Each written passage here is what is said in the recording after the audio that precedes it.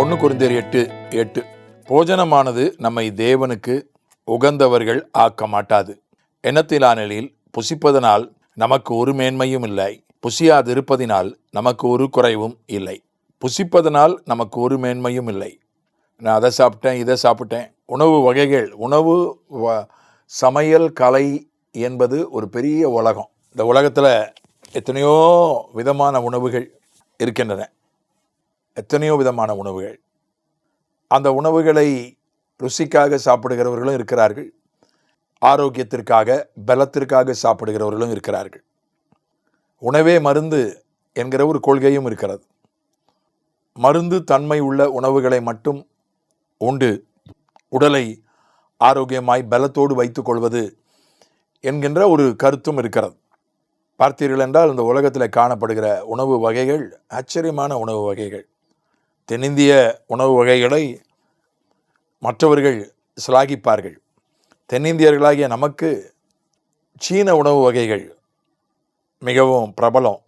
Chinese noodles, fried rice, சீன முறையில் தயாரிக்கப்படுகிற உணவுகள் நம்ம ஊரில் ரொம்ப பிரபலம். சீனாவுக்கும் நமக்கும் ரொம்ப நட்பு கிடையாது. சீனாவுக்கும் நமக்கு நிறைய பிரச்சனைகள் உண்டு. ஆனால் சீன உணவு இங்கே ரொம்ப பிரபலம். தள்ளு வண்டிகளில் கூட சீன உணவு விற்கிறான். நூடுல்ஸுன்றதே சீன உணவு தானே, மிக பிரபலமாக இருக்குது. அதே மாதிரி வட இந்திய உணவுகள், அந்த பரோட்டா அப்படின்றதே வட இந்தியாவிலேருந்து வந்தது தானே. ஆனால் நாம் அதை கொஞ்சம் நம்முடைய பாணிக்கென்று, நம்முடைய பாணிக்கு ஏற்றாற் போல் அதை கொஞ்சம் மாற்றி அமைத்து கொண்டோம். வட இந்திய பரோட்டா, அதை பரோட்டா என்று சொல்வார்கள். இங்கே நம்ம ஊரில் போடுற பரோட்டா கடை கிராமத்தில் கூட இருக்குது. காலையிலான இட்லி, ராத்திரியான பரோட்டா அது அவ்வளோ மக்களோடு மக்களாக இருக்கிறது. வேறு என்ன கடை கேட்டாலும் பரோட்டா கிடைக்கும். சின்ன ஊர்கள்லையும் அது கிடைக்கிறது. அது மாதிரி உணவு வகைகள் மிக பிரபலமாக இருக்கின்றன.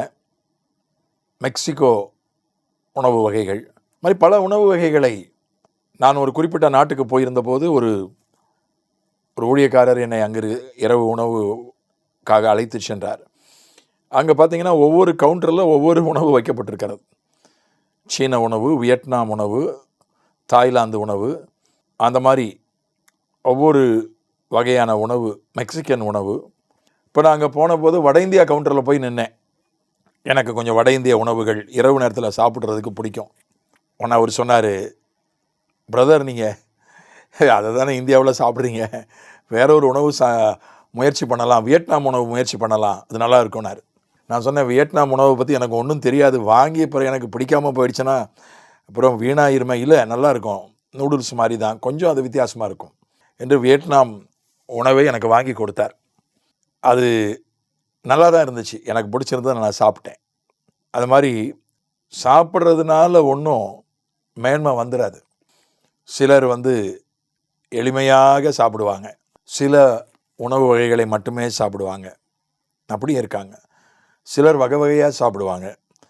அதில் ஒன்றும் உடல்நலம் அந்த மாதிரி சரீர ரீதியான வித்தியாசங்கள் வரலாமே தவிர பொருளாதார ஒரு பாதிப்புகள் வரலாம். நிறையா வெளியில் போய் நிறையா ஹோட்டலில் சாப்பிட்டா செலவு ஆகலாம், பொருளாதாரம் ஒரு வேளை அதில் பாதிக்கலாம். வீட்டில் இருக்கிற உணவை சாப்பிட்டா பொருளாதாரம் பாதிக்காது, ரொம்ப செலவாகாது.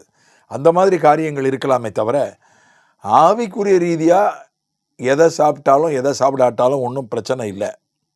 புசிப்பதனால் நமக்கு ஒரு மேன்மையும் இல்லை, புசியாதிருப்பதனால் நமக்கு ஒரு குறைவும் இல்லை. அதனால் நான் அதை சாப்பிடல, இதை சாப்பிடல. பெரும்பாலும் ஆண்கள் வெளியில் போய் சாப்பிடுவாங்க. வெளியில் அதிகமாக போகிறது ஆண்கள் தானே. அதனால் அவங்க பெண்கள் வீட்டில் கேட்பாங்க, என்ன சாப்பிட்டீங்கன்னு கேட்பாங்க. அது பெண்களுடைய சுபாவம். ஆண்களை பார்த்து கேட்பாங்க, என்ன சாப்பிட்டீங்க, இதெல்லாம் சாப்பிட்டேன்னு சொல்லும்போது அவங்களுக்கு சில நேரங்களில் சில பெண்களுக்கு அது ஒரு ஏக்கம் இருக்கும். நம்மளால் முடியலையே, நம்மளால் அங்கே போய் சாப்பிட முடியலையே என்று ஒரு ஏக்கம் இருக்கும். அது சரீர ரீதியாக இருக்கலாம், மன ரீதியாக இருக்கலாம்.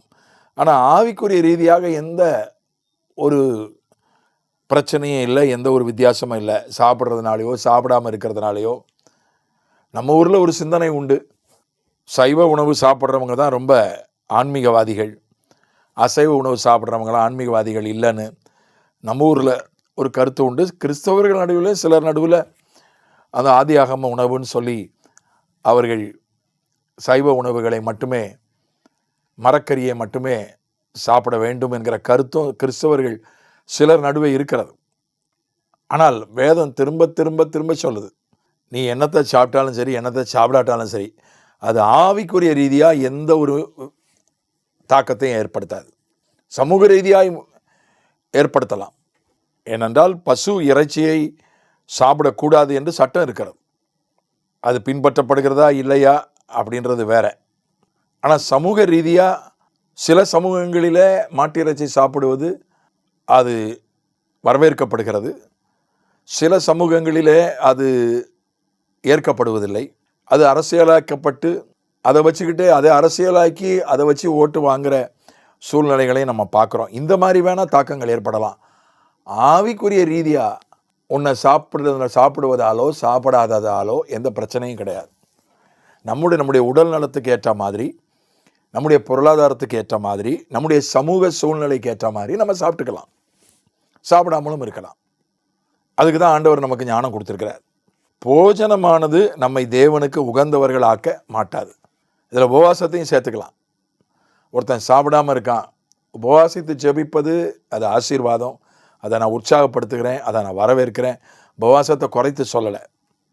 ஆனால் வெறும் உபவாசித்து ஜெபிப்பதனால் மாத்திரம் நம்ம கர்த்தருக்கு உகந்தவர்களாக உபவாசிப்பதால் மட்டும், அதில் ஜெபம் இல்லாமல் சிலர் உபவாசிப்பாங்களே ஒழிய ஜெபிக்க மாட்டாங்க.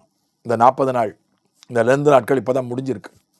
சிலர் உபவாசத்தை ஆரம்பிக்கும் போது ஒரு ஜெபம் பண்ணுவாங்க, ஒரு சின்ன ஜெபம். முடிக்கும்போது ஒரு சின்ன ஜெபம். ஆரம்பிக்கும்போது ஒரு கொஞ்சம் வசனம் படிப்பாங்க, முடிக்கும்போது கொஞ்சம் வசனம் படிப்பாங்க. இடையில அவங்க இஷ்டத்துக்கு அவங்க வேலையை செய்வாங்க, அங்கே போவாங்க இங்கே போவாங்க. அது உபவாசமாக இருக்கலாம், உபவாச ஜெபம் அல்ல. உபவாசத்தோடு ஜெபித்தாலும் சரி, உபவாசம் இல்லாமல் ஜெபித்தாலும் சரி, அது ஆசீர்வாதம், அது பாராட்டுக்குரியது, வரவேற்கக்கூடியது.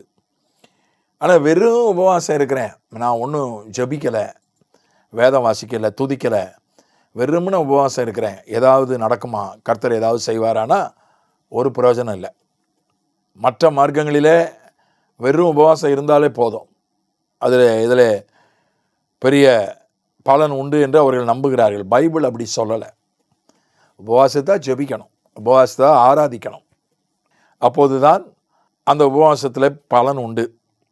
அப்போ எதுதான் ஆண்டவருக்கு நம்மை உகந்தவர்களாக்கும் என்று நீங்கள் பார்ப்பீர்கள் என்றால், அப்போஸ்தலர் 10:35 எந்த ஜனத்தில் ஆயினும் அவருக்கு பயந்திருந்து நீதியை செய்கிறவன் எவனோ அவனே அவருக்கு உகந்தவன் என்று நிச்சயமாய் அறிந்திருக்கிறேன். எந்த ஜனத்தில் ஆயினும், கிறிஸ்தவனோ கிறிஸ்தவன் இல்லையோ, யூதனோ யூதன் இல்லையோ, எந்த ஜனத்தில் ஆயினும் கர்த்தருக்கு பயந்து, ஆண்டவருக்கு பயந்து நீதியை செய்கிறவன் அவருக்கு உகந்தவன். ஆண்டவருக்கு பயப்படணும், நீதியான வாழ்க்கை வாழணும், நம்முடைய செயல்களெல்லாம் நீதி உள்ள செயல்களாக இருக்கணும். அதுதான் கர்த்தருக்கு உகந்தது.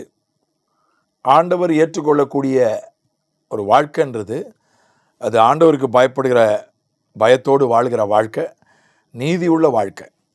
சிலர் நான் மனசாட்சிப்படி வாழ்கிறேன், சன்மார்க்கமாக வாழுறேன், ஆனால் கடவுளுக்கு நான் பயப்பட மாட்டேன்னா அதையும் அவருக்கு அது ஏற்ற வாழ்க்கை அல்ல, ஆண்டவருக்கு ஏற்றது அல்ல, உகந்தது அல்ல. நான் ஆண்டவருக்கு பயப்படுவேன் ஆனால் நீதியாக வாழ மாட்டேன் என்று சொன்னால் அதுவும் ஆண்டவருக்கு ஏற்றதில்லை. ஆண்டவருக்கும் பயப்படணும், நீதியாகவும் வாழணும். இதுதான் ஆண்டவருக்கு உகந்த வாழ்க்கை. உபவாசம் இருக்கிறதோ இருக்காததோ, உணவை சுருக்கிக் கொள்வதோ, உணவை பெருக்கிக் கொள்வதோ, எதுவுமே அது ஆவிக்குரிய எந்த மாற்றத்தையும் ஏற்படுத்தாது. ஆகவே தேவ பயமும் நீதியுமே கர்த்தருக்கு ஏற்றது, உகந்தது. ஆமென்.